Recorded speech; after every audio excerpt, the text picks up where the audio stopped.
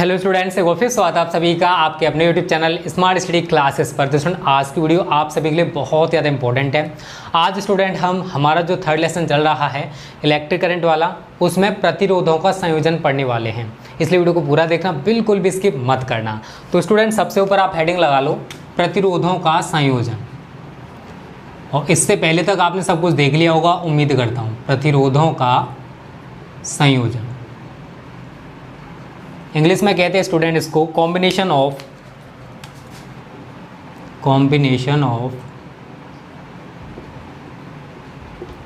Resistances. देखो, हिंदी के साथ इंग्लिश भी स्टूडेंट ज़रूरी होता है, क्योंकि इन फ्यूचर आगे जाके आपको केवल इंग्लिश में ही पढ़ना है, इसलिए हिंदी के साथ इंग्लिश जानना भी ज़रूरी हो जाता है। तो स्टूडेंट देखो, प्रतिरोधों को दो प्रकार से हम संयोजित करेंगे। तो हम प्रतिरोधों के दो संयोजन पढ़ने वाले हैं आज। ए पॉइंट है आपका श्रेणी क्रम संयोजन,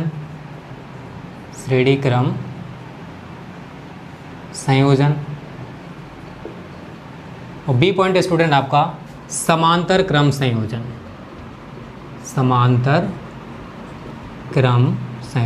आज आपके स्टूडेंट ये दिक्कत खत्म हो जाएगी कि कैसे प्रतिरोधों को श्रेणी क्रम में जोड़ते हैं और कैसे समांतर क्रम में। तो सबसे पहले अभी हम डिस्कस करेंगे श्रेणी क्रम संयोजन या इन सीरीज। ठीक है, तो सबसे ऊपर हेडिंग लगा लो आप, एक पॉइंट श्रेणी क्रम संयोजन। तो हम इसके लिए एक छोटा सा डायग्राम बनाएंगे। यहाँ पर स्टूडेंट हमारी एक सेल है, ये क्या है? Cell E. क्या है? Cell E plus minus. क्या है? ये सेल ई है आपकी। अब इस सेल ई से हमने 3 प्रतिरोध जोड़ दिए, 1 2 3। इस प्रतिरोध यहाँ पर है R1, यहाँ पर है R2 और यहाँ पर है R3। ठीक है, 3 प्रतिरोध हैं। तो यहाँ पर हम बिंदु बना लेंगे कुछ। एक बिंदु यहाँ पर बना लो, एक यहाँ पर बना लो, एक यहाँ पर और एक यहाँ पर। ये है A, ये है B, ये है C और ये है D। 4 बिंदु दिखाई देगा आप सभी को। और इस सेल ई के द्वारा इन प्रतिरोधों में जो धारा प्रवाहित की जा रही स्टूडेंट, वो कितनी है? I। अब ये I धारा स्टूडेंट को घूमकर जितनी R1 में जाएगी उतनी ही R2 में जाएगी, उतनी ही R3 में जाएगी। तीनों कैसे हो जाएंगे हमारे? सीरीज़ में। जब धारा सभी प्रतिरोधों में एक जैसी जाए तो वो सीरीज़ में कहलाते हैं। तो ये जो धारा है तो जितनी उसमें जा रही है उतनी ही आगे जाएगी, उतनी ही आगे जाएगी। तो हम कह सकते हैं कि तीनों प्रतिरोधों में जो धारा जाने वाली है वो समान जाएगी। इसी वजह से हमारे जो तीनों सर्किट्स हैं वो कैसे होंगे स्टूडेंट? श्रेणी क्रम में होंगे। लेकिन इन प्रतिरोधों के सिरों के बीच जो विभवांतर उत्पन्न होगा स्टूडेंट, वो डिफरेंट होगा। इसके सिरों के बीच कितना उत्पन्न हो रहा है? V1। AB के बीच, BC के बीच स्टूडेंट कितना होगा? V2। CD के बीच कितना होगा? V3। और अगर हम माने कि जो कुल विभवांतर था हमारे पास वो कितना है? V। तो यहाँ पर आप सभी क्या दिखा दोगे? V। तो ये प्यारा सा छोटा सा डायग्राम हो जाएगा स्टूडेंट। अब इसमें थ्योरी के लिखोगे वो जान लो। मैं थ्योरी लिखना आप सभी को बता दे रहा हूँ। माना कि बहुत ज़्यादा सिंपल है, 3 प्रतिरोधों R1, R2, R3 को श्रेणी क्रम में जोड़ा गया है। श्रेणी क्रम में जोड़ा गया है सेल ई के द्वारा।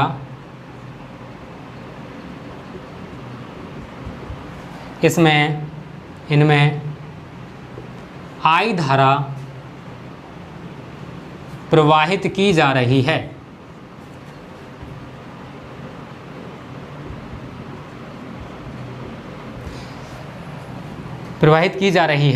ठीक है, ये तो क्लियर होगा सभी को स्टूडेंट। मैं जो बता रहा हूँ ऐसे आप थ्योरी लिखना सीख लो। डायग्राम से हम पूरी थ्योरी बनाते हैं। हमारे पास 3 प्रतिरोध हैं, R1, R2, R3 को हमने श्रेणी क्रम में जोड़ दिया, और इस सेल ई के द्वारा हम I धारा प्रवाहित कर रहे हैं इन सर्किट्स में। क्लियर सभी को स्टूडेंट? आपको रटना नहीं है, आगे लिखोगे तीनों प्रतिरोधों में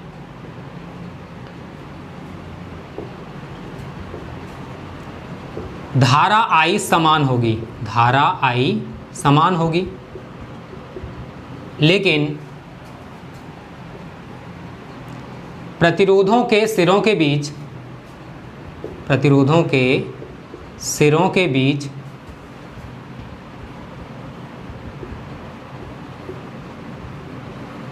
उत्पन्न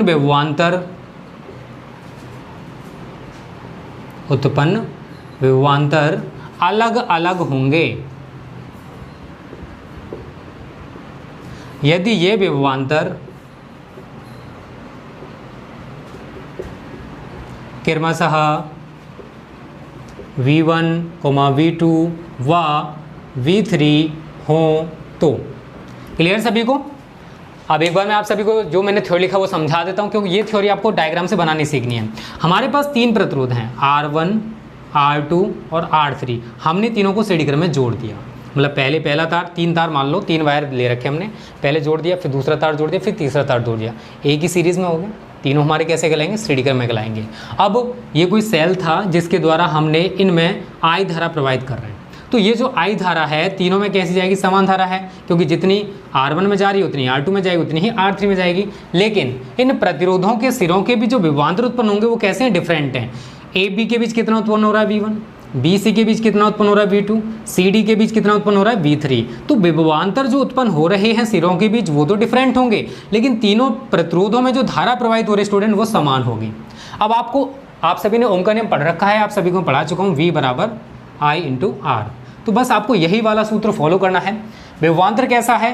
पहले अलग है तो V1 बराबर धारा कैसी आई है, पहले प्रतिरोध कितना? R1, तो इक्वेशन नंबर फर्स्ट। इसी प्रकार आप निकालोगे V2 बराबर I into R2, equation number 2। फिर V3 बराबर I into R3, equation number 3 बना लोगे। धारा देख रहे हो आप सभी समान है, लेकिन तीनों विभवांतर अलग अलग हैं, तो V1, V2, V3 के मान हमने निकाल लिए। आगे लिखोगे यदि कुल विभवांतर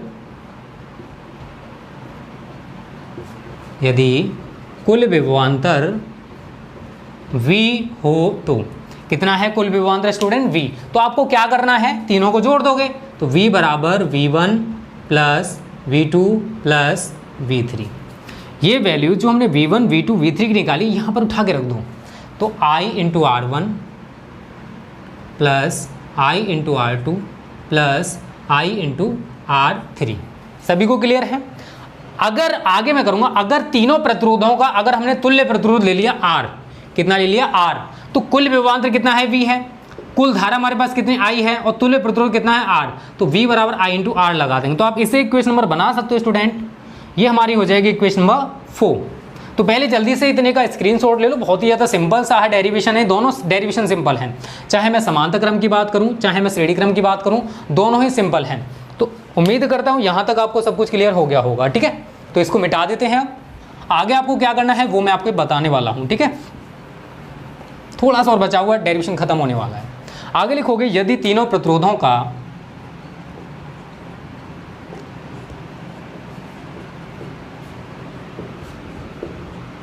तुल्य प्रतिरोध R हो तो। तुल्य प्रतिरोध कितना है? R। तो बस कुछ नहीं करना है, V बराबर क्या सूत्र लगाओगे? I इंटू आर, क्योंकि हमारे पास कुल विभवांतर कितना है? V, और कुल धारा हमारे पास कितनी? I, और तुल्य प्रतिरोध हमने कितना ले लिया? R। आप इसे बना दोगे क्वेश्चन नंबर 5। तो देखो ये भी V का मान है और यहाँ पर भी हमने V का मान निकाला है, तो समीकरण 4 और बस 5 से लिखोगे, समीकरण 4 व 5 से। तो बस ये वाला वैल्यू वहाँ उठा के रख दो, I इंटू आर बराबर I कॉमन ले लो सभी से I को, ठीक है ना, और अंदर क्या रह गया? R1 plus R2 plus R3। I से आप I को काट दोगे तो क्या रह गया? R बराबर R1 plus R2 plus R3। यही प्रतिरोधों के श्रेणी क्रम संयोजन का सूत्र है। श्रेणी क्रम संयोजन का सूत्र है। क्लियर सभी को? देखो यहाँ पर मैं एक चीज़ और आप सभी को डिस्कस कर दे रहा हूँ स्टूडेंट, बता दे रहा हूँ, इसको मिटा देते हैं पहले। तो देखो अगर यहाँ पर धारिता होता या कैपेसिटर्स होते तो कैपेसिटर्स, और इसको भी मिटा देते हैं डायग्राम को। अगर वो कैपेसिटर की बात करेगा और वहाँ पर श्रेणी क्रम संयोजन पूछेगा, जैसे मैं फॉर एग्जांपल बना दे रहा हूँ, 1 2 3, ये B बिंदु मान लो आप सभी, और यहाँ पर A बिंदु मान लो। ये तो A व B हो गए। यहाँ पर 2 माइक्रोफैराड का हमारा कैपेसिटर है, ये 3 का है और ये 4 का है। अब वो कह रहा है कि ए व बी के बीच तुल्य धारिता ज्ञात करो। अब तीनों आप सभी को दिखाई दे रहा है सीरीज में है, तीनों कैसे हैं, सीरीज में हैं। तो अगर कैपेसिटर्स हैं तो उनका श्रेणी क्रम संयोजन क्या होता है, 1/c बराबर 1/c1 plus 1/c2 plus 1/c3। और अगर मैं, ठीक है, इसको आप सॉल्व कर सकते हो, 1/2 प्लस 1/3 प्लस 1/4। ये तो हो गया किसके लिए, धारिता के लिए, मतलब कैपेसिटर्स के लिए। अगर वो प्रतिरोध की बात करेगा तो प्रतिरोध कुछ इस प्रकार से दे रखे होंगे आपको। 3 प्रतिरोध मैं मान के चल रहा हूँ, ये हमारे पास 3 प्रतिरोध हैं, 2 ओम, 3 ओम, 4 ओम। ये ए है और ये बी है। पूछ रहा है कि तुल्य प्रतिरोध कितना होगा। यहाँ पर हमसे तुल्य धारिता पूछी और बी के बीच, यहाँ पर हमसे तुल्य प्रतिरोध पूछ रहा है। तो प्रतिरोध वाला सूत्र क्या लगाओगे श्रेणी क्रम का, R बराबर R1 plus R2 plus R3। तो आपको बस यही याद रखना है कि अगर कैपेसिटर्स हैं, धारिता है, तो हमें श्रेणी क्रम संयोजन का ये वाला सूत्र लगाना है। और अगर प्रतिरोध की वो बात कर रहा है तो हमारा श्रेणी क्रम संयोजन का ये सूत्र होता है। बस आप सभी को इतना सा दिमाग में फीड कर लेना है, क्योंकि यहाँ पर आप बट्टे में देख रहे हो बट यहाँ पर बट्टे में नहीं है। तो बच्चे क्या करते हैं कि अगर कैपेसिटर्स दे रखा है तो वो प्रतिरोध वाला सूत्र लगा देते हैं, और प्रतिरोध पूछ रहा है तो वो कैपेसिटर्स वाला सूत्र लगा देते हैं। तो अपना दिमाग थोड़ा सा ओपन करना है, क्योंकि देखो कैपेसिटर्स वाला जो न्यूमेरिकल्स है ये भी इंपॉर्टेंट होता है, और प्रतिरोध वाला जो न्यूमेरिकल्स है स्टूडेंट यहाँ से भी बोर्ड परीक्षा में पूछा जाता है। तो आपको कोई भी मिस्टेक नहीं करनी है, क्योंकि बोर्ड परीक्षा में आपका स्कोर करना है 90+। तो 90+ के लिए आपको हर छोटी से छोटी बात को ध्यान में रखना पड़ेगा। क्लियर सभी को, हमारा सीरीज वाला खत्म हो चुका है, स्क्रीनशॉट सभी ने ले लिया होगा। अब बी पॉइंट डालो, समांतर क्रम संयोजन। और देखो वीडियो पसंद आएगा तो वीडियो को लाइक नहीं करते हो यार, इसलिए मेरा मन नहीं करता आप सभी के लिए मेहनत की जाए। आप सभी को नहीं पता स्टूडेंट कि इतना गर्मी हो रहा है, फिर भी आप सभी के लिए हम लोग दिन रात मेहनत कर रहे हैं। आपको नहीं पता कि एक वीडियो को बनाने में, एक वीडियो को शूट करने में, अपलोड करने में कितना टाइम ज़्यादा है, ठीक है। तो प्लीज़ वीडियो को लाइक जरूर किया करो। समांतर क्रम संयोजन इंग्लिश में कहते हैं इन पैरेलल।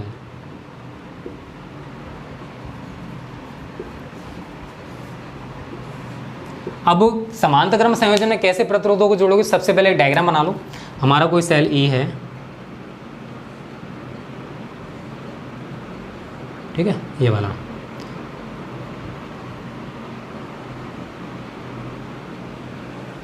अब 3 प्रतिरोध हैं, सेम अभी हमने जो जोड़े थे वैसे ही जोड़ना है, बट यहाँ पर समांतर क्रम में जोड़ोगे। समांतर क्रम का मतलब है कुछ इस प्रकार से, मतलब जो धारा आ रही है ऐसे करके जोड़ने हो आपको।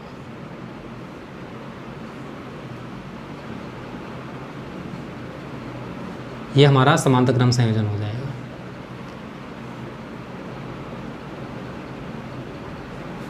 ठीक है,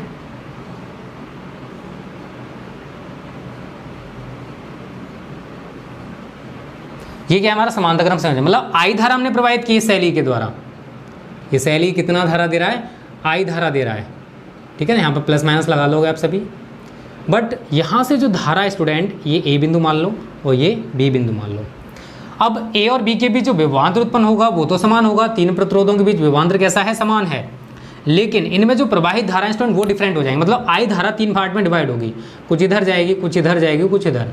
तो यहाँ पर है I1, यहाँ पर है I2 और यहाँ पर है I3। ये है आपका R1, R2, R3। मतलब तीनों प्रतिरोधों में जो धाराएं हैं वो कैसे जाएंगे स्टूडेंट, डिफरेंट। मतलब प्रवाहित तो हमने I की है, बट वो 3 पार्ट्स में डिवाइड हो रही है, कुछ ऊपर जा रही है, कुछ इधर जा रही है, कुछ इधर जा रही है। क्लियर सभी को। तो यहाँ पर भी आप सेम थ्योरी लिखोगे। माना कि 3 प्रतिरोधों R1, R2, R3 को समांतर क्रम में जोड़ा गया है। श्रेणी क्रम का मतलब है कि अगर तीनों प्रतिरोध हैं तो तुम्हें समान धारा जानी चाहिए। समांतर क्रम है तो उनमें डिफरेंट धारा जा रही है, तो वो हमारे समांतर क्रम में कहलाएंगे। बस इतनी छोटी सी बात को आपको दिमाग में फीड करना है, ठीक है। थ्योरी भी आप इसी पैटर्न पर बना सकते हो। माना कि 3 प्रतिरोधों R1, R2 व R3 को समांतर क्रम में जोड़ा गया है।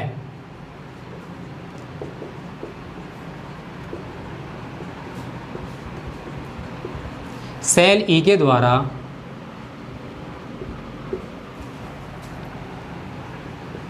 इनमें आई धारा प्रवाहित की जा रही है। तीनों प्रतिरोधों के सिरों के बीच उत्पन्न विभवांतर समान होगा, उत्पन्न विभवांतर समान होगा, लेकिन इन प्रतिरोधों में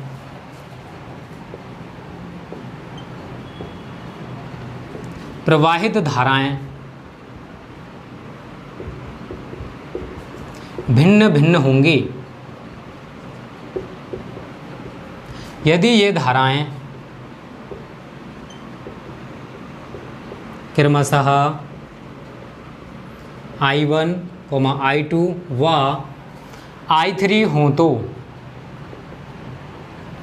आप कहोगे सर इतनी बड़ी थ्योरी आपने बना कैसे दी? तो यार जो लिखा है वही बोला है। 3 प्रतिरोध हैं R1, R2, R3 को श्रेणी समांतर क्रम में जोड़ा। समांतर क्रम का मतलब जानते हो ना कि हमने जो धारा प्रवाहित की है वो तीनों इसमें अलग जाएगी, इसमें अलग जाएगी, इसमें अलग जाएगी, तीनों में अलग अलग प्रकार की धारा जा रही है। इसी वजह से हमारे जो तीनों प्रतिरोध हैं वो कैसे होंगे? समांतर क्रम में होंगे। जो हमने I धारा दी थी वो 3 पार्ट्स में डिवाइड है, I1, I2 और I3, लेकिन A और B की भी जो विभवांतर उत्पन्न हो रहा है स्टूडेंट वो कैसा होगा? समान होगा। यही मैंने यहाँ पर थ्योरी में लिखा है। तो आप सभी ने ओम का नियम पढ़ रखा है, V बराबर I इंटू आर। मैं आपसे कहूँ कि I आपको निकालना तो क्या करोगे? I बराबर V अपॉन R। तो बस आपको यही फॉलो करना है। I1 बराबर V upon R1 equation number first, I2 बराबर V upon R2 equation number second, and I3 बराबर V upon R3 equation number third. Clear सभी को? I1, I2 व I3 के मान हमने निकाल लिए हैं। आगे अब ये बताओ टोटल धारा हमारे पास कितनी थी? I थी, तो यहाँ लिखोगे यदि कुल धारा I हो तो। कुल धारा हमारे पास कितने स्टूडेंट? I। तो बस कुछ नहीं करना है, जोड़ दो आपस में। I बराबर I1 plus I2 plus I3, तो लिखोगे V upon R1 plus V upon R2 plus V upon R3। एक लाइन में और कर दे रहा हूँ यहाँ पर आप V को कॉमन ले सकते हो, 1 upon R1 plus 1 upon R2 plus 1 upon R3। यहाँ तक आपको सब कुछ क्लियर हो गया होगा, क्योंकि बहुत ही सिंपल सी चीज़ है। अगर हम धारा टोटल हमारे पास I है तो तीनों धाराओं को जोड़कर हम I का मान निकाल सकते हैं, I1 plus I2 plus I3। अब I1, I2, I3 के मान हमने यहाँ पर निकाल लिए। इन तीनों वैल्यूज़ को हमने यहाँ पर पुट अप कर दिया। आप सभी को यहाँ पर कॉमन क्या दिखाई दे रहा है? V। तो मैंने V को बाहर ले लिया, तो 1 upon R1 plus 1 upon R2 plus 1 upon R3। यहाँ तक आपको सब कुछ क्लियर है। अगर हम कहें कि इन तीनों प्रतिरोधों का जो तुल्य प्रतिरोध है वो कितना है? R है। तो बस थोड़ा सा और रह गया है, वो मैं आपको और कंप्लीट करा देता हूँ। तो जल्दी से इसका स्क्रीनशॉट ले लो जिन्होंने ना लिया, थोड़ा सा और करा देते हैं इसको, ठीक है? हमारा समाप्त हो जाएगा ये। अब देखो आगे लिखोगे यदि तुल्य प्रतिरोध, यदि तीनों प्रतिरोधों का, ये लिखो चलो, यदि तीनों प्रतिरोधों का तुल्य प्रतिरोध कैपिटल R हो तो बस कुछ नहीं करना है यार। I बराबर आप निकालना चाहते हो तो निकाल सकते हो, I बराबर V अपॉन R करके। अगर यहाँ पर इक्वेशन हमने नहीं दिया तो आप इक्वेशन नंबर 4 बना लेना इसको, और इसको 5। तो लिखोगे समीकरण 4 व 5 से।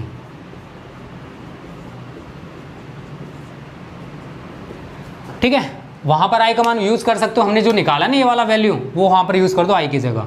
तो I की जगह हम क्या लगाएंगे? V अपॉन R बराबर V 1 upon R1 plus 1 upon R2 plus 1 upon R3। V से भी कैंसिल, क्या रह गया? 1 अपॉन R बराबर 1 upon R1 plus 1 upon R2 plus 1 upon R3। यहाँ लिखोगे यही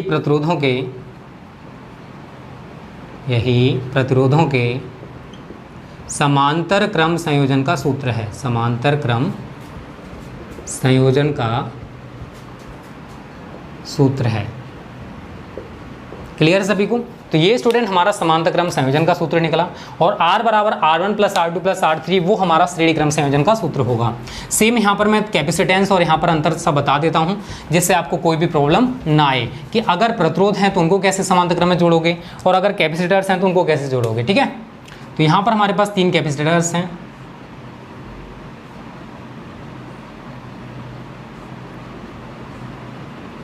ये 3 कैपेसिटर्स मान लो। अब तीनों समांतर क्रम में होंगे, क्योंकि यहाँ से A बिंदु से जो धारा जाएगी 3 पार्ट्स में डिवाइड है, तो हम कह सकते हैं कि तीनों समांतर क्रम में होंगे। तो ये 2 माइक्रोफैरड, ये 4 माइक्रोफैरड और ये 6 माइक्रोफैरड है। अगर यहाँ से मैं आपसे कहूँ कि ए और बी के बीच तुल्य धारिता ज्ञात कीजिए, तो अगर समांतर क्रम है तो हमारा समांतर क्रम का ये सूत्र होता है C1 + C2 + C3। तो आप क्या करोगे, इन तीनों को जोड़ दोगे तो 2 + 4 + 6 कितना आ गया, 12 माइक्रोफैरड। अगर इसी तरीके से अगर मैं कहूँ कि प्रतिरोध है हमारे पास, क्या है हमारे पास, रेजिस्टेंस है कुछ इस प्रकार से ए बी, ठीक है। यहाँ पर हमको दे रखा है ये 2 दे रखा है, ये 5 दे रखा है, फॉर एग्जाम्पल ओम 2 ओम दे रखा है, ये 5 ओम दे रखा है, ये 10 ओम दे रखा है। फिर हमसे कह रहा है कि इनको समांतर क्रम में जोड़िए। तो समांतर क्रम संयोजन का सूत्र क्या होता है प्रतिरोधों के लिए, तो 1/R बराबर 1/R1 + 1/R2 + 1/R3।